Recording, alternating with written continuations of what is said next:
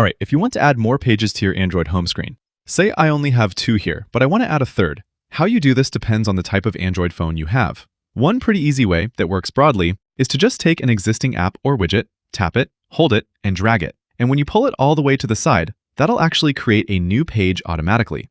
This will work on pretty much any Android phone. Another way, let's say you don't want to move anything. You just want to create a blank new page. On a Samsung phone, tap and hold an empty space on your home screen, and you'll get a little preview of all your existing pages. If you scroll all the way to the right, there's a little empty page with a plus icon, and you can tap that to create a new page.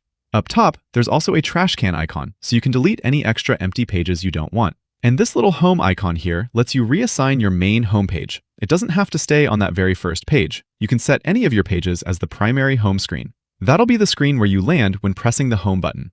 If you're on a different kind of Android phone, I have a Google Pixel here, the click and drag method to create a new page still works. But Pixel doesn't have that same dedicated page management menu Samsung has, so that part doesn't really apply for phones with stock Android. Anyways, that is how you create new pages on your Android home screen. Click that like button if this video helped, and subscribe for more.